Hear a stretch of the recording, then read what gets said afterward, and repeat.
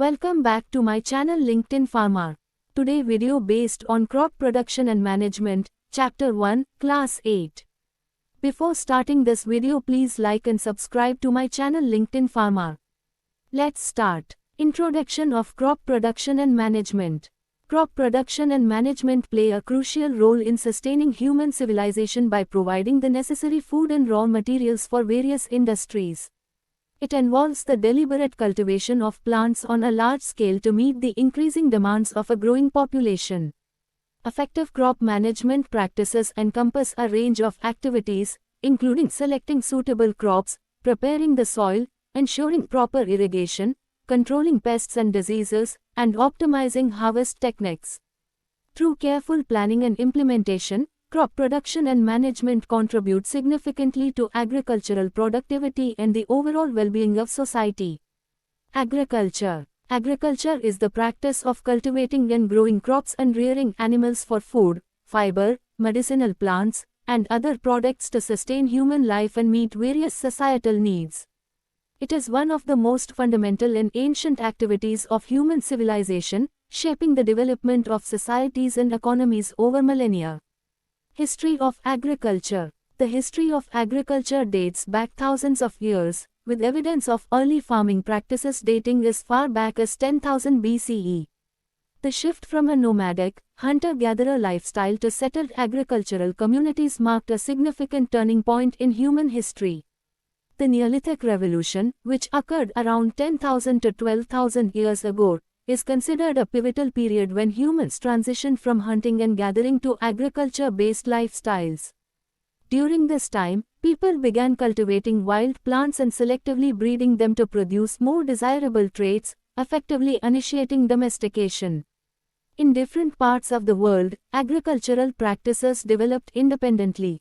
In Mesopotamia, present-day Iraq, the Sumerians were among the first to practice intensive irrigation and farming around 5000 BCE.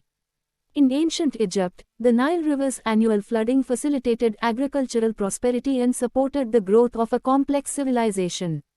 Other notable advancements in agriculture include the development of plows and draft animals, such as oxen, which revolutionized cultivation techniques. Around 7,000–8,000 years ago, the invention of the wheel and its application in carts and wagons further improved agricultural transportation and trade. As societies evolved, agriculture became a central economic activity, with the rise of ancient civilizations like those in the Indus Valley, China, Greece, and Rome heavily reliant on agriculture for food security and economic growth. The Middle Ages saw the spread of new crops and agricultural techniques, often facilitated by trade and exploration. The Columbian Exchange during the 15th and 16th centuries significantly impacted agriculture by exchanging crops between the Old World and the New World, transforming diets and farming practices on both continents. The Industrial Revolution in the 18th and 19th centuries brought mechanization and technological advancements to agriculture, leading to increased productivity and the emergence of modern farming methods. Today, agriculture continues to evolve with advancements in biotechnology, precision farming, and sustainable practices aimed at addressing the challenges of feeding a growing global population while mitigating environmental impact. Agricultural practices. A crop is a cultivated plant or agricultural produce that is grown and harvested for various purposes, such as food, fiber, fuel, medicinal use, or industrial raw materials. Crops are an essential part of agriculture and play a crucial role in sustaining human life and supporting various industries. Types of crops. Food crops. These crops are primarily grown for human consumption and provide essential nutrients and energy. Food crops include cereals, examples, wheat, rice, maize, barley, pulses, examples, lentils, chickpeas, beans, vegetables, examples, tomatoes, potatoes, carrots, fruits, examples apples, bananas, oranges, and oilseeds examples, soybeans, sunflowers, canola. Cash crops. Cash crops are grown for sale and profit rather than personal consumption. These crops are often traded in local, regional, or international markets. Examples of cash crops include cotton, coffee, tea, tobacco, cocoa, and sugarcane. Industrial crops. Industrial crops are grown for non-food purposes and find applications in various industries. They are used to produce materials like fibers, biofuels, pharmaceuticals, and chemicals. Examples of industrial crops are cotton, fiber, jute, sacking material, sugarcane, ethanol production, and castor oil for industrial use. Horticultural crops. Horticultural crops encompass a wide range of crops, including fruits, vegetables, ornamental plants, and herbs. These crops are often grown in gardens or specialized orchards for aesthetic, culinary, and medicinal purposes. Forage crops. Forage crops are grown to provide feed for livestock, such as cattle, sheep, and goats. Common forage crops include grasses like alfalfa and clover, as well as fodder crops like maize and sorghum. Medicinal crops. These crops are cultivated for their medicinal properties and are used in traditional and modern medicine. Examples include aloe vera, ginseng, chamomile, and turmeric. Cover crops. Cover crops, also known as green manure, are grown to improve soil health, prevent erosion, and enhance fertility. They are often planted during fallow periods or after harvesting primary crops. Cash crops. Cash crops are grown for sale and profit rather than personal consumption. These crops are often traded in local, regional, or international markets. Examples of cash crops include cotton, coffee, tea, tobacco, cocoa, and sugarcane. The choice of crops grown in a particular region depends on factors such as climate, soil type, water availability, and market demand. Crop diversity is essential for sustainable agriculture and food security, as it helps reduce the risks associated with monocropping and contributes to a balanced and resilient agricultural system. India is a vast country.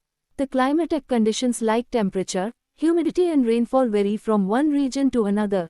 Accordingly, there is a rich variety of crops grown in different parts of the country. Despite this diversity, two broad cropping patterns can be identified. These are Kharif crops, Rabi crops. Kharif crops. Kharif crops are crops that are sown in the rainy season and harvested in the autumn.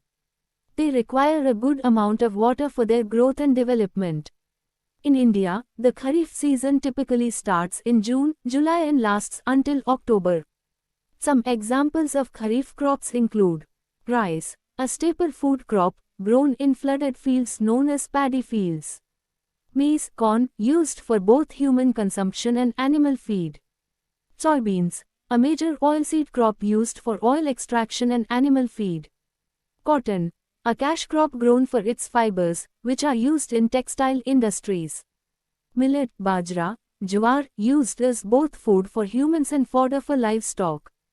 Groundnut peanut, a leguminous crop cultivated for its edible seeds and oil. Sugarcane, grown for sugar production and also used for ethanol and molasses. Mung bean, green gram, a pulse crop used for sprouts, dals, and various dishes. Rabi crops. Rabi crops are crops that are sown in the winter season and harvested in spring. These crops require relatively less water compared to Kharif crops. In India, the Rabi season typically starts in October, November and lasts until April, May. Some examples of Rabi crops include wheat, a major staple food crop, grown in temperate regions with cooler climates. Barley, used as both a food grain and for malting in the production of beer. Mustard, an oilseed crop used for oil extraction, with the byproduct being used as fodder. Chickpea, gram, a pulse crop widely used in various cuisines and for making flour. Oats, grown for human consumption as oatmeal and livestock feed. Peas, consumed as a vegetable and also used for canning and freezing. Lentils, a protein-rich pulse crop used in various culinary dishes. Flaxseed, grown for its oil-rich seeds, used in food products and as a nutritional supplement. Kharif and Rabi crops form the backbone of India's agriculture, and their cultivation and successful harvests are vital for the country's food security and economic stability. Farmers plan their cropping patterns based on the availability of water, temperature, and other agro-climatic factors to maximize the yield and income from these crops. Basic practices of crop production. Basic practices of crop production involve a series of essential steps and techniques that farmers follow to cultivate crops successfully. These practices vary depending on the type of crop, agroclimatic conditions, and the specific region, but the fundamental principles remain the same. Here are some of the key basic practices of crop production. Land selection. Choosing the right land for cultivation is crucial. Farmers consider factors such as soil type, fertility, drainage, and water availability when selecting the land for specific crops. Soil preparation. Proper soil preparation ensures better seed germination and root development. Plowing, harrowing, or tilling the soil helps to break up clods, remove weeds, and create a suitable seed bed. Seed selection. High-quality seeds that are well adapted to the local conditions are essential for a successful crop. Farmers select seeds based on traits like disease resistance, yield potential, and maturity period. Seed treatment. Treating seeds with fungicides or insecticides can protect them from pests and diseases and improve germination rates. Sowing or planting. Seeds are sown directly into the soil or through transplanting seedlings, depending on the crop. Proper spacing and planting depth are critical for uniform growth. Irrigation. Adequate water supply is vital for crop growth. Farmers use different irrigation methods, such as sprinkler systems, drip irrigation, or traditional methods like canals or wells, to provide water as per crop requirements.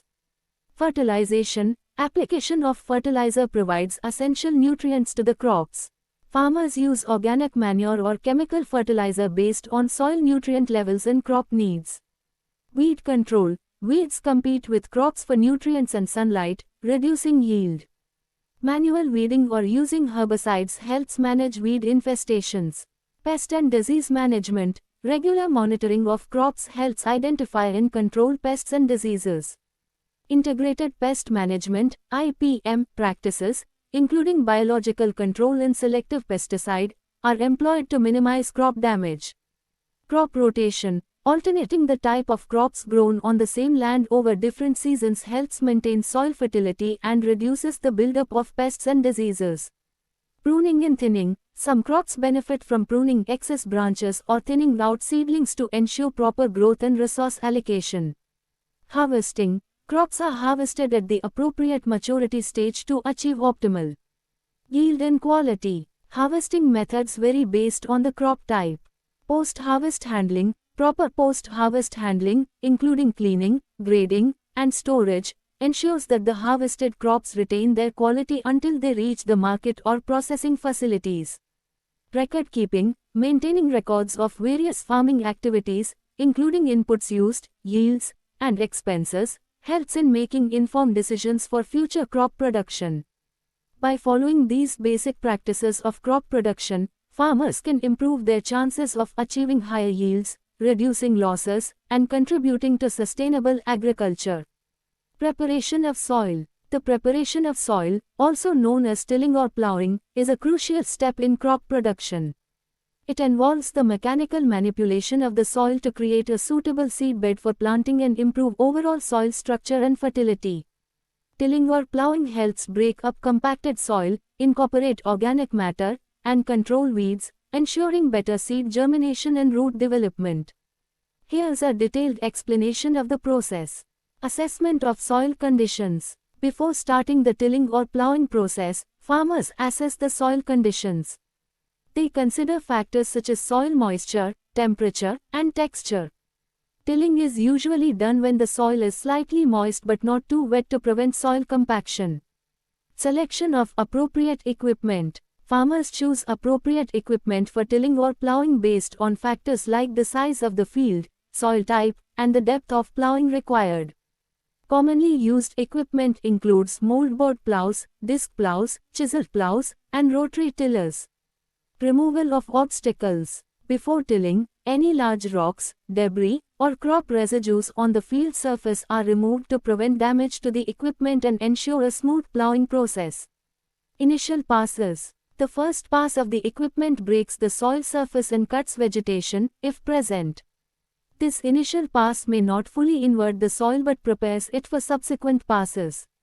Subsequent passes. In subsequent passes, the plowing equipment goes deeper into the soil, gradually inverting the soil layers.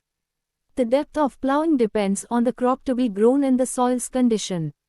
Deeper plowing can help break hard pans and improve soil aeration.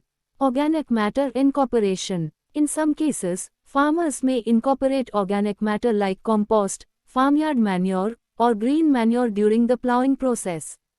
This practice enriches the soil with nutrients, improves soil structure, and enhances microbial activity. Weed control. Tilling helps to control weeds by uprooting them and burying their seeds deeper into the soil. This reduces weed emergence and competition with the crop. Soil structure improvement. Tilling or plowing helps in loosening the soil, creating air pockets, and improving soil drainage. It breaks up compacted soil, making it easier for plant roots to penetrate and access water and nutrients. Soil erosion prevention. Properly tilled fields with furrows or ridges help prevent soil erosion by allowing water to infiltrate the soil rather than running off the surface. Time of tilling. The timing of tilling or plowing is crucial. It is typically done before sowing the crop to provide sufficient time for the soil to settle and create a stable seedbed. Conservation tillage. In conservation tillage practices, farmers disturb the soil minimally to retain crop residues on the field. This helps reduce soil erosion, improve soil health, and conserve water.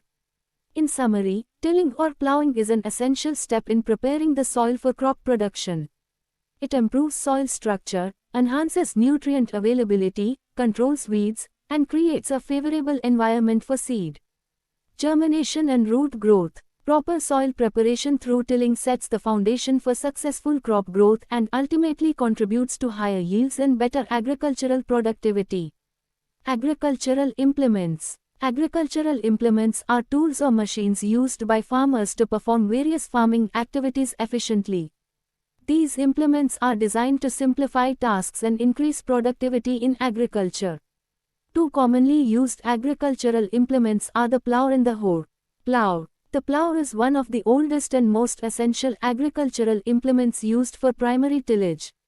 It is a tool designed to turn over, break up, and invert the soil, preparing it for planting. The primary purpose of plowing is to create a suitable seedbed, improve soil aeration, and incorporate organic matter. Components of a traditional plow include plowshare, the cutting blade that penetrates the soil and slices it, turning over the soil as the plow moves forward. Moldboard, the curved metal plate located behind the plowshare.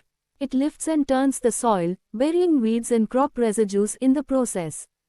Beam, the main horizontal frame of the plow that connects the plowshare to the handles or hitch for attachment to a draft animal or tractor.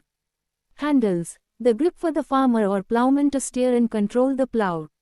Modern plows come in various designs, such as the moldboard plow, disc plow, chisel plow, and subsoiler, each suited for different soil types and depths of tillage. Plowing is typically done before planting to create a well-prepared seedbed for the crop. Hoe. The hoe is a hand tool used for secondary tillage and cultivation in smaller-scale farming or gardening. It consists of a long handle attached to a flat, wide blade or metal plate. The hoe is primarily used for weeding, breaking up soil clumps, and forming furrows or rows for planting. Types of hoes include draw hoe, has a flat blade used for weeding and cultivating the soil's surface.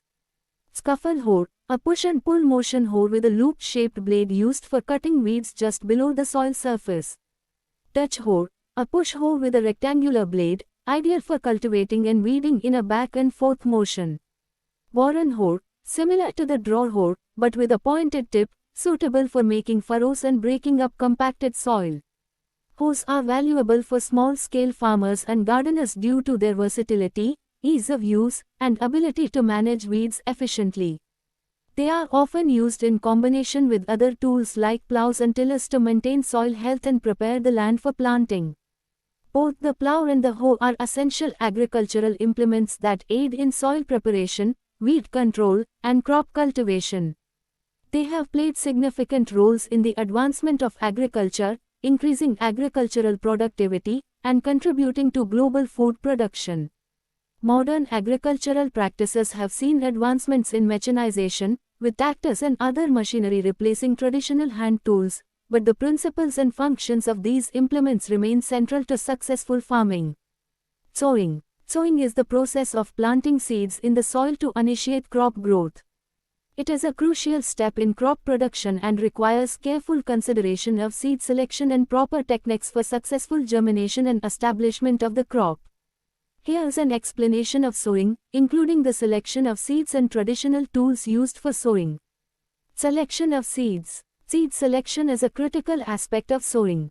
Farmers choose seeds based on various factors, including the type of crop, agroclimatic conditions, local adaptability, disease resistance, and yield potential.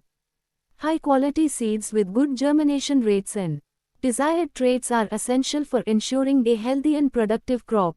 Modern seed selection involves using certified seeds that have undergone testing to meet specific quality standards. Certified seeds are genetically pure and free from impurities or diseases. In some cases, farmers may also select seeds from their own healthy and productive crops, known as farmer-saved seeds, for future sowing. Traditional tools for sowing seeds. Traditional tools for sowing seeds vary depending on the crop and the scale of farming. These tools have been used for generations in small-scale agriculture and are still employed in certain regions, particularly in subsistence farming or when mechanized equipment is not accessible. Some common traditional tools for sowing seeds include hand broadcasting. This method involves scattering the seeds evenly by hand across the field. The farmer walks through the field and uses a cup or container to distribute the seeds. This method is suitable for small fields and is commonly used for sowing cereal crops like wheat, rice, and millets. Seed drills. Traditional seed drills are manually operated and consist of a tube or funnel-like structure through which seeds are dropped into the furrows created in the soil. Seed drills provide better seed placement and depth control compared to hand broadcasting, leading to improved seed germination. Dibbeer. A dibbeer is a handheld tool with a sharp-pointed end used to make holes or furrows in the soil for planting individual seeds or small groups of seeds. This method is used for sowing vegetables and other crops where precise spacing is required. Mattock or pickaxe. In some regions, farmers use a mattock or pickaxe to create small holes or pits in the soil where seeds are placed for sowing. This method is often used for planting larger seeds or seedlings. Seed sticks or seed strings. In certain traditional practices, seeds are placed on sticks or strings at regular intervals. The farmer walks through the field, inserting these sticks or strings into the soil to sow the seeds systematically. It is important to note that while traditional sowing tools have been effective for small-scale farming, large-scale commercial agriculture increasingly relies on mechanized seed drills and planters for efficiency and precision in seed placement. In summary, sowing is the process of planting seeds in the soil to initiate crop growth. Seed selection is crucial, as it determines the quality and potential of the crop. Traditional tools for sowing have been used for centuries and vary based on the crop and the region. While modern agriculture has seen advancements in mechanization, traditional sowing tools still play a role, especially in small-scale and subsistence farming practices. Adding manure and fertilizer. Adding manure and fertilizer is an important aspect of modern agriculture that helps improve soil fertility and provide essential nutrients to crops. Both manure and fertilizer are used to enhance soil productivity, but they differ in their sources, composition, and mode of application. Adding manure. Manure is organic matter derived from animal waste, such as cow dung, poultry droppings, and composted plant material. It is a natural and valuable source of nutrients, organic matter, and beneficial microorganisms. Adding manure to the soil offers several benefits. Nutrient supply. Manure contains a range of essential nutrients like nitrogen, phosphorus, potassium, and micronutrients. When applied to the soil, these nutrients become available to plants over time as they gradually break down. Soil structure improvement. Manure improves soil structure by enhancing its water-holding capacity, aeration, and drainage. It helps prevent soil compaction and erosion. Organic matter addition. Manure adds organic matter to the soil, increasing soil fertility and promoting microbial activity. This supports the growth of beneficial soil organisms, which play a vital role in nutrient cycling. Sustainable practice. Using manure as a fertilizer is considered a sustainable practice, as it recycles organic waste and reduces the need for chemical fertilizer. Manure is typically applied to the soil as a soil amendment or mixed with the soil during land preparation. It is commonly used in organic farming and as a supplement to chemical fertilizer in conventional farming. Adding fertilizer. Fertilizer are synthetic or naturally occurring substances specifically formulated to provide essential nutrients to plants. Unlike manure, fertilizer have a concentrated and readily available nutrient content. There are two main types of fertilizer. Inorganic chemical fertilizer. These are manufactured from mineral sources and are highly concentrated in essential nutrients. Common chemical fertilizer include nitrogenous fertilizer, e.g., urea, phosphatic fertilizer, e.g., superphosphate, and potassic fertilizer, e.g., muriate of potash. Chemical fertilizer provide nutrients to plants quickly and in precise quantities, ensuring efficient nutrient uptake. Organic fertilizer, such as compost, bone meal, and fish emulsion, are derived from natural sources and have a lower nutrient concentration compared to chemical fertilizer. They release nutrients slowly as they decompose, providing a gradual and long-lasting nutrient supply to plants. Differences between fertilizer and manure. Source. Manure is derived from animal waste and composted plant material, while fertilizer can be either synthetic, chemical, or naturally occurring, organic. Nutrient content. Manure contains a mix of nutrients, organic matter, and microorganisms, while fertilizer have a specific nutrient composition, e.g., NPK, nitrogen, phosphorus, potassium. Nutrient release. Manure releases nutrients slowly as it decomposes, providing a sustained nutrient supply. Fertilizer offer quick and immediate nutrient availability to plants. Application. Manure is typically applied as a soil amendment or mixed with the soil during land preparation. Fertilizer are applied directly to the soil or to plant roots during the growing season. Sustainability. Using manure is considered a more sustainable practice as it recycles organic waste and improves soil health. Chemical fertilizer, if not used properly, can lead to environmental issues like nutrient runoff and soil degradation. In conclusion, both manure and fertilizer play crucial roles in enhancing soil fertility and supporting crop growth. Manure is an organic source of nutrients and organic matter, while fertilizer provide concentrated and readily available nutrients. The choice between manure and fertilizer depends on factors like crop type, soil conditions, and farming practices, and a combination of both may be used to optimize soil fertility and crop productivity. Crop rotation. Crop rotation is a farming practice that involves growing different crops in a specific sequence or rotation on the same piece of land over several seasons.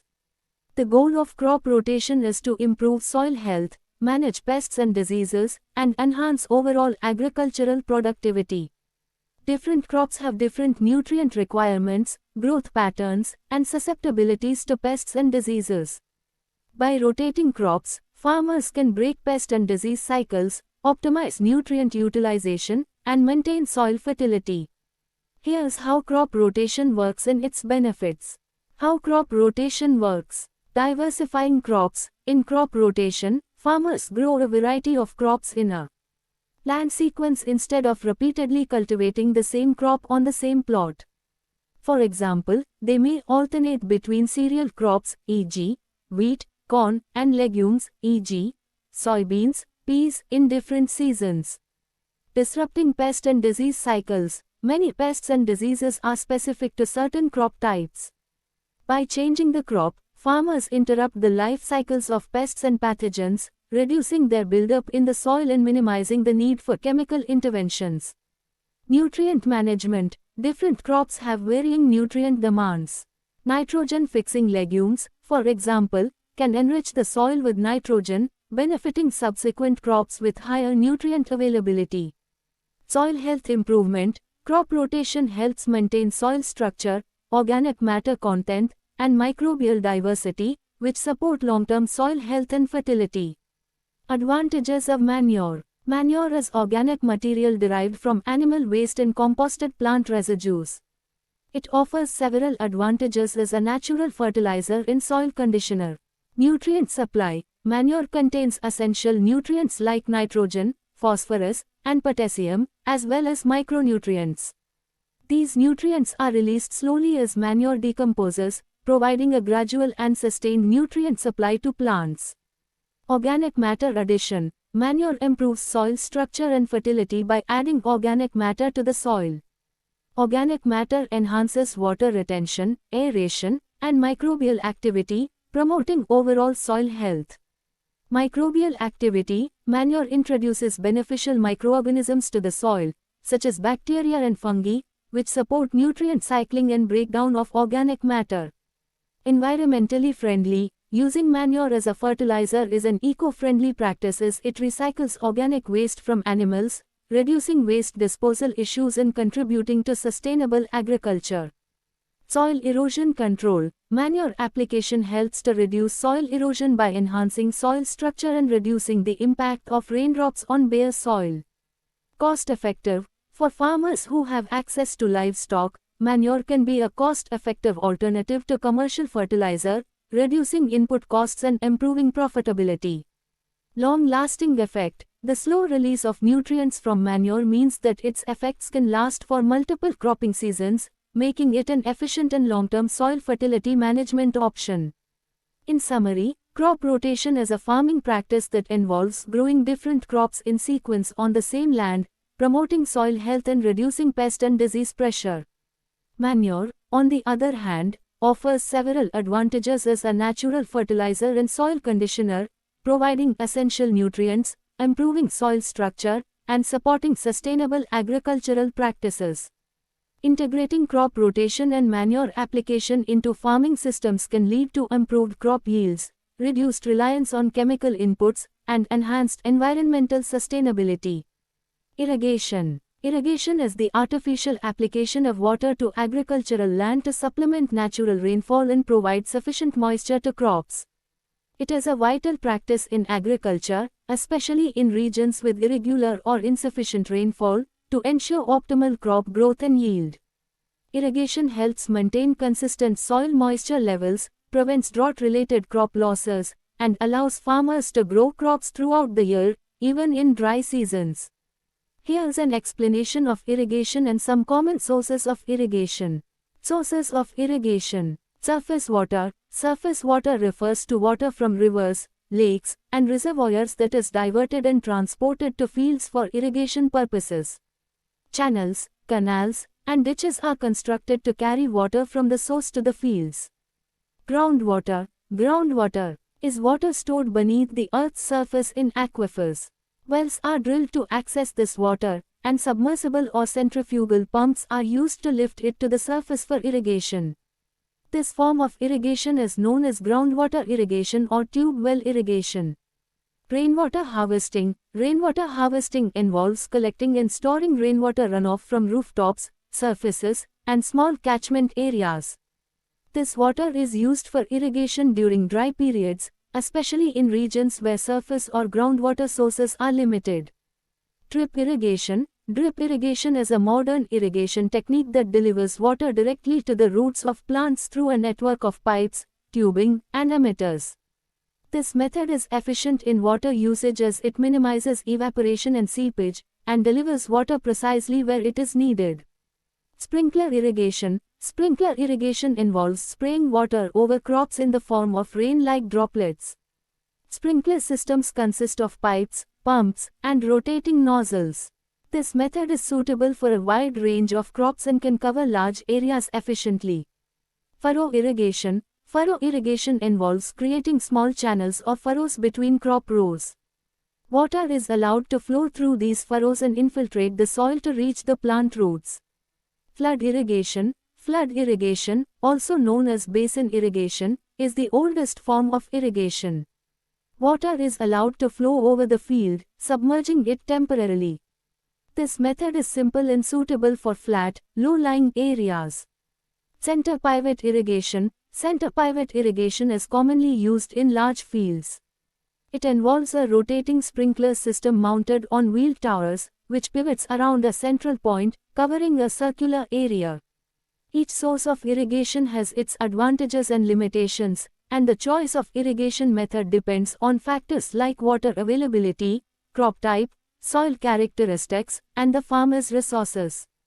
Proper irrigation management is essential to ensure efficient water use, prevent waterlogging, and achieve sustainable agricultural practices. Traditional methods of irrigation. Furrow irrigation. In furrow irrigation, small channels or furrows are created between crop rows. Water is allowed to flow through these furrows, providing moisture to the plant roots. This method is common for row crops and is relatively simple and low cost. Flood irrigation. Flood irrigation, also known as basin irrigation, is one of the oldest methods of irrigation.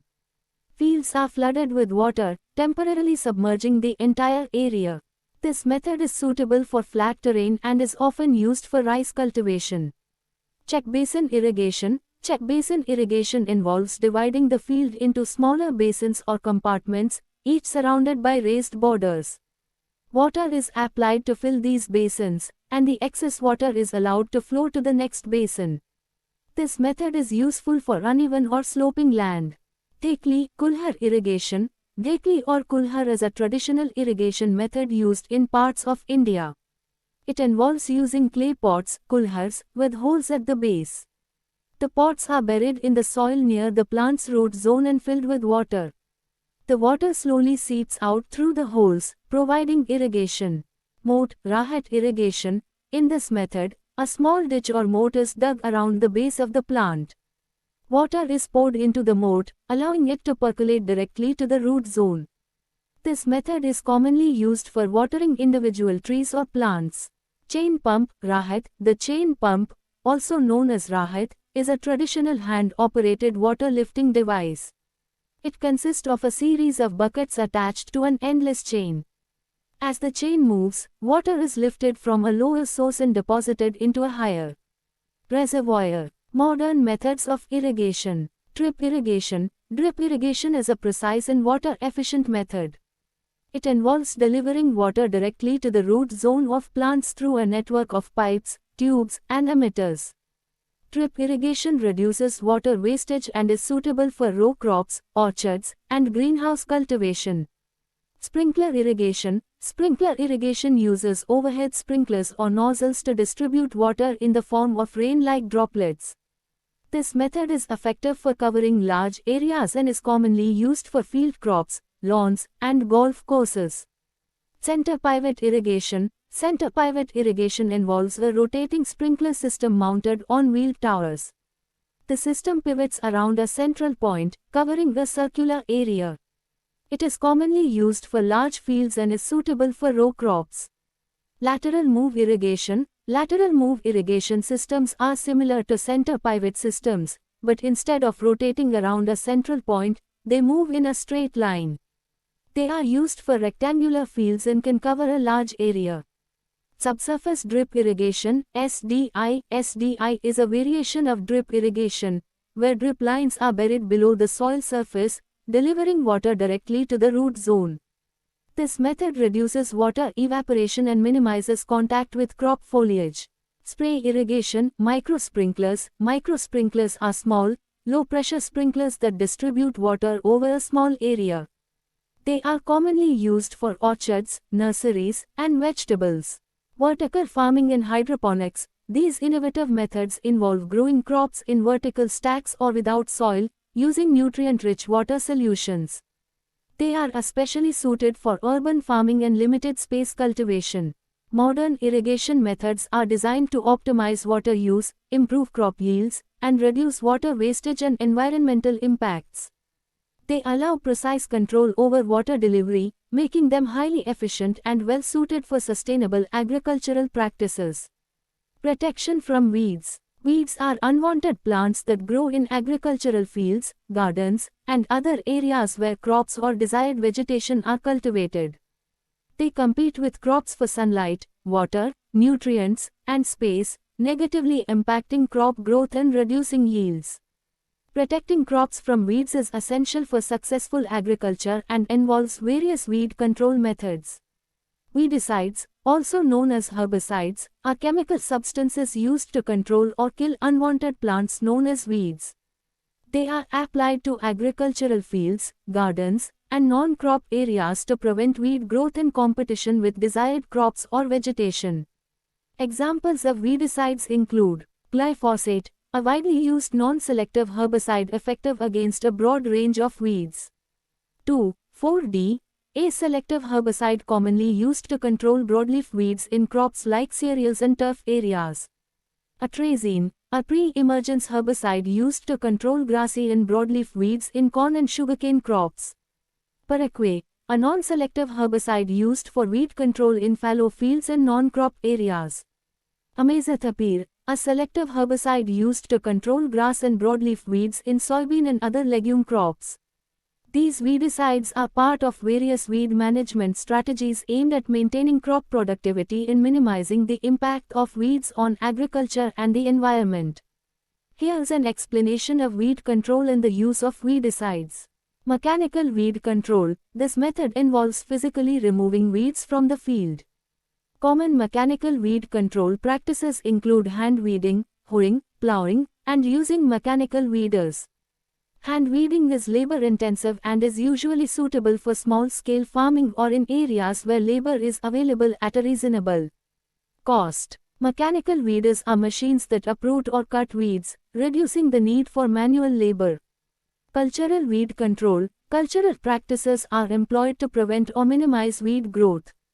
Crop rotation, timely planting, and proper spacing between rows can help suppress weed growth. Planting cover crops or using mulch can also help prevent weed establishment by shading the soil and preventing weed seed germination. Biological weed control. This approach involves using natural enemies of weeds, such as insects, pathogens, or livestock, to reduce weed populations. Biological control agents can help manage certain weed species without the need for chemical interventions.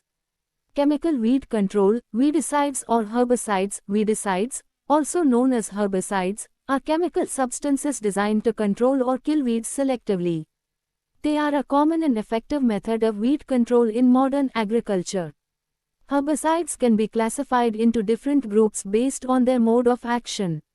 Pre-emergence herbicides, applied before weed seeds germinate. Pre-emergence herbicides create a barrier in the soil that prevents weed seedlings from emerging.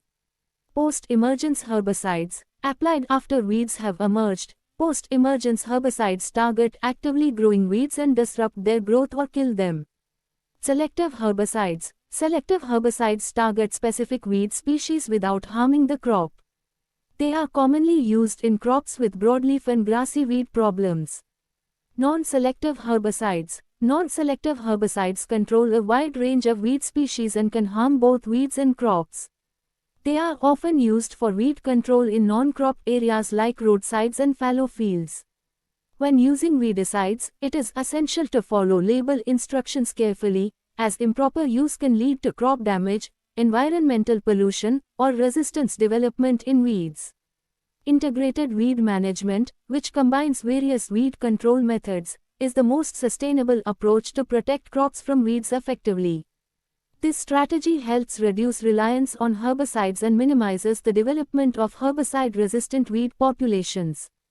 Harvesting. Harvesting is the process of gathering mature crops from the fields to obtain the final product, which can be used for consumption, processing, or storage. It is a crucial stage in agricultural production, marking the culmination of the crop growth cycle and the realization of the farmer's efforts. Harvesting is timed carefully to ensure that crops reach their peak maturity, providing the best quality and yield. The process varies depending on the type of crop and its intended use. Here's an explanation of the harvesting process. Timing of harvest. Harvesting is done when the crops have reached their optimal maturity stage. For fruits and vegetables, this is usually when they are fully ripe and have developed their maximum flavor, color, and nutritional value. For cereal crops like wheat and rice, harvesting is typically done when the grains are fully mature and have dried down to an appropriate moisture content for safe storage. Harvesting techniques. The method of harvesting depends on the crop type and the scale of farming. Different crops require different techniques. Hand harvesting. This labor-intensive method involves manually picking fruits, vegetables, or flowers. It is commonly used for delicate or high-value crops like berries, grapes, and flowers. Mechanical harvesting. For large-scale farming, mechanical harvesters or combine harvesters are used to cut, separate, and collect crops. These machines are efficient and save time and labor, making them suitable for grain crops like wheat, corn, and soybeans. Threshing. For cereal crops like rice, wheat, and barley, threshing is the process of separating the edible grains from the straw or chaff. Traditional methods involve beating the harvested crop or trampling it underfoot.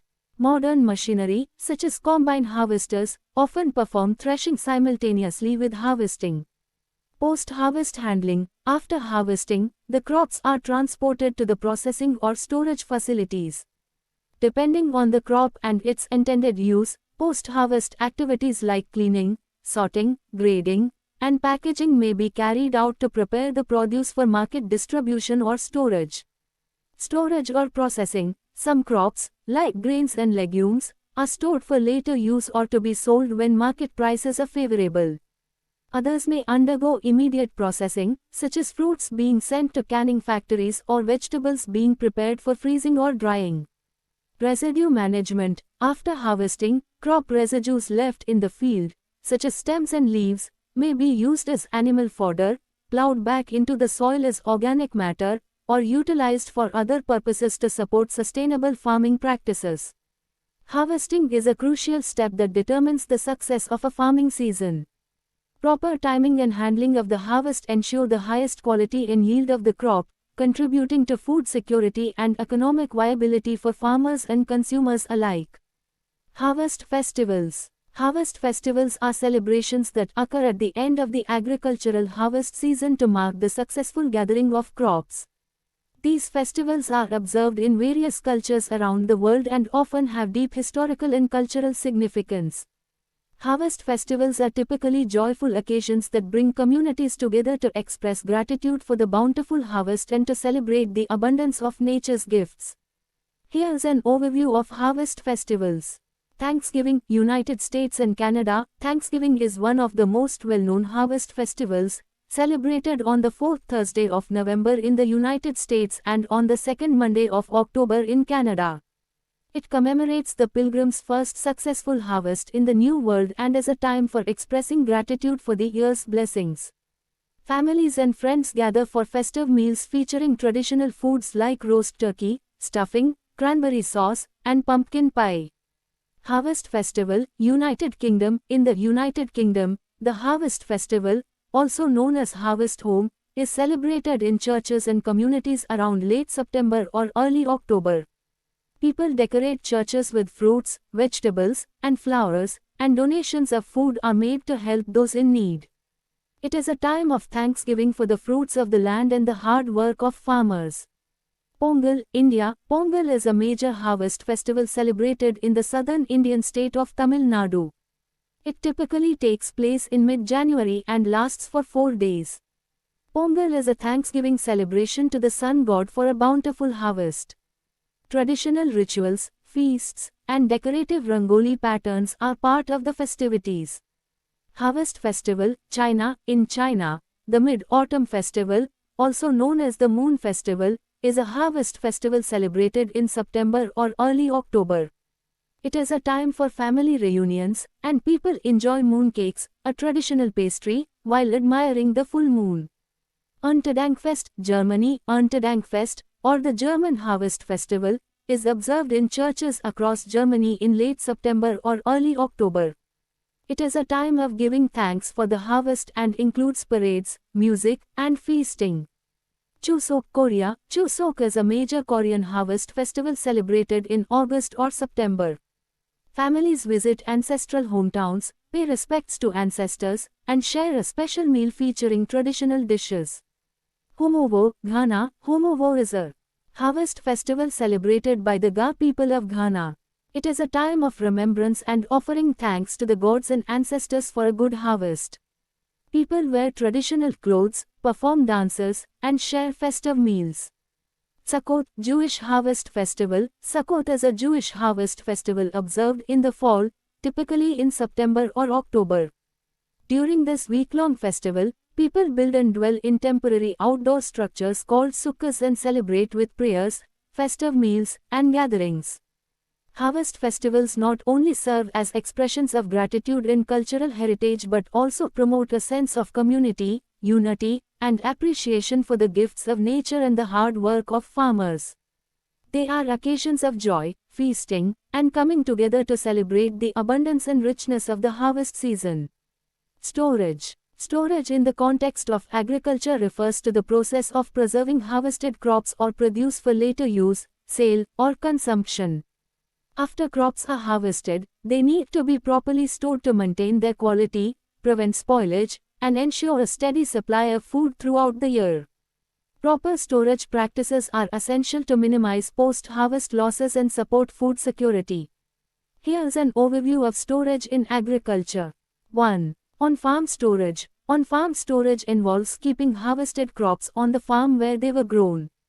Farmers use various storage facilities and techniques to protect their crops from pests, moisture, and other environmental factors. Common on-farm storage methods include silos. Silos are large cylindrical structures designed to store grains like corn, wheat, and rice. They protect grains from moisture and pests, maintaining their quality. Granaries. Granaries are smaller storage structures made from materials like wood or bamboo. They are commonly used for storing small quantities of grains and seeds. Root cellars. Root cellars are underground storage spaces used to keep root vegetables like potatoes, carrots, and onions. The cool and dark environment helps prolong their shelf life. 2. Commercial storage. Large-scale commercial storage facilities are used to store vast quantities of agricultural produce before they are distributed to markets, processing units, or consumers. These facilities often use controlled atmospheric conditions and advanced technology to maintain the quality and freshness of the stored produce.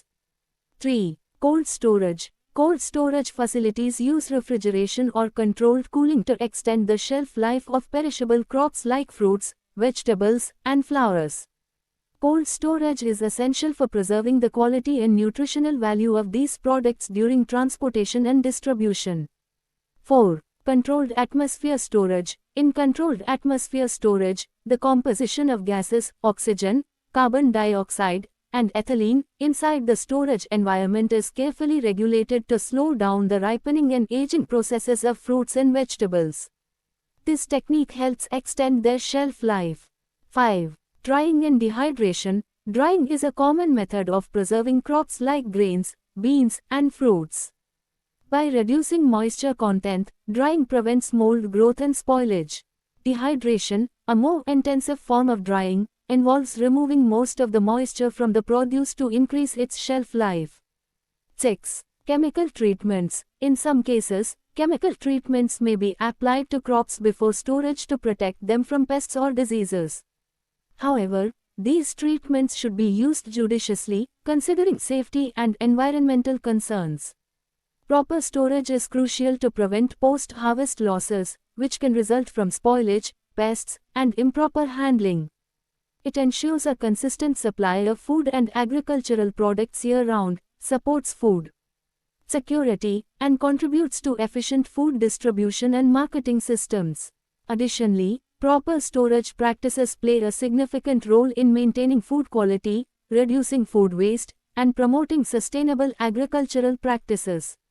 Food from animals. Food from animals, also known as animal products or animal-based food, refers to the various edible substances obtained from animals for human consumption.